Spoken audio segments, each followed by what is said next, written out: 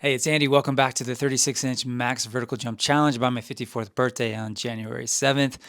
Sorry, guys, it's been a few weeks since my last episode. I went on vacation and just got really behind on editing. But don't worry, I've still been putting in the work, still been training really hard. During these last few weeks, I've made some adjustments to my training, which I'm really liking. I've hit some new PRs in the weight room, and I'm finally starting to see some progress on my jumping, which feels really good.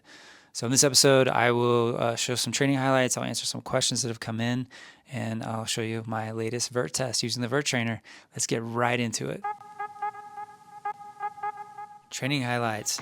Here we start with stair hops. I use these in my warm-ups, and I love this exercise. I was able to get this to 21 reps in just 10 seconds, which is up 2 reps from when I started. Some really good progress. Back box squats. One of my key strength exercises, been able to get this up to 230 pounds for a set of 4. That's up 25 pounds from when I started. Some really good progress here. And then rear foot elevated split squats, another really key strength exercise I've been focusing on. So able to get this up to 170 pounds for a set of 3. That's up 15 pounds from when I started. Some really good progress. Time for Q&A. First question is from David Zupkis. Now that I have the Vert Trainer, I've been recording my jumps, and I'm realizing that my jump technique is atrocious. Any advice on tweaking jump technique? So first I'll say you're doing 2 things that are really smart. One is you're measuring and tracking your jumps, in this case with the Vert Trainer, which is awesome. Second thing is you're recording your jumps. So make sure you're also analyzing and watching. So find someone, a pro dunker as an example, who uses the same plant style as you, and compare what are they doing that's the same and what are they doing that's different than you, and see if you can apply those things. The other thing I would do is on your jump sessions, you should be jumping at least once a week. I would focus for the next 4 to 8 weeks just on 2-step and 3-step jumps.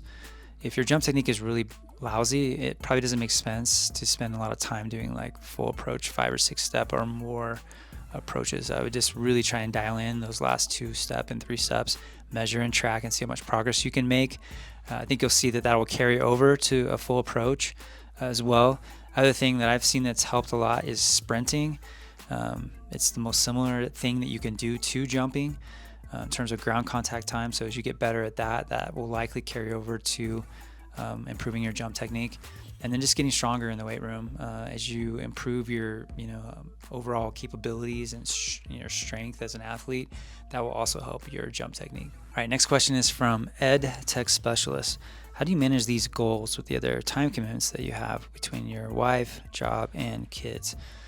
So probably like many of you, have a very busy life.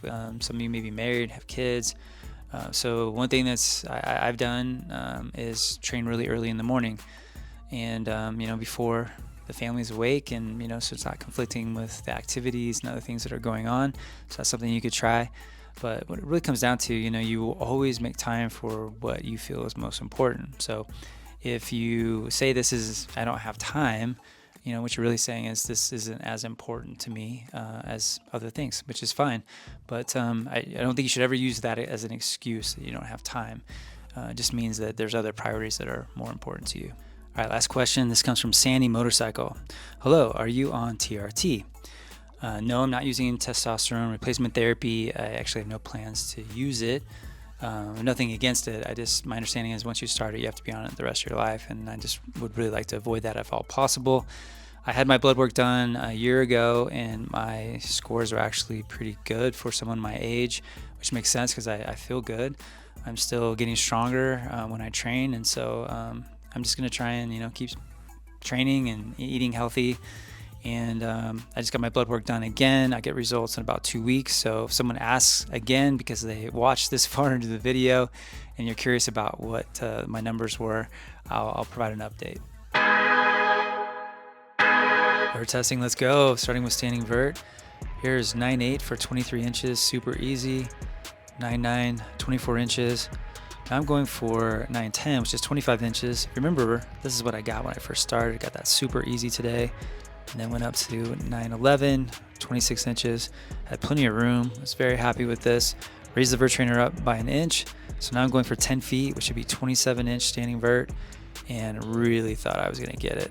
Felt like it was there, but just came up just a little bit short. So got 26 inches, which is up an inch. So some progress here, guys. Very happy about this.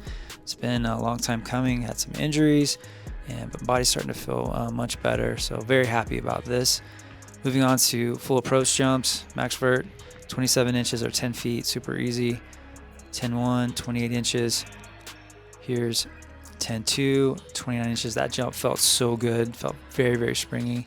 Here's 10-3 for 30 inches. So now I moved up the Vert Trainer by 3 inches. So now the first target is at 10-3 and the bell is at 10-6. And here we go. This is 10-4 for 31 inches. Now I'm going for 10-5, which is 32 inches. If you remember from watching the series, this is what I got the very first week, was 10-5 for 32 inches. And so really wanted to get it again, which I did. Had a little bit of room. I was happy about this. So now I'm going for 10-5.5, which would be 32.5 inches. Just that last target very next to the bell.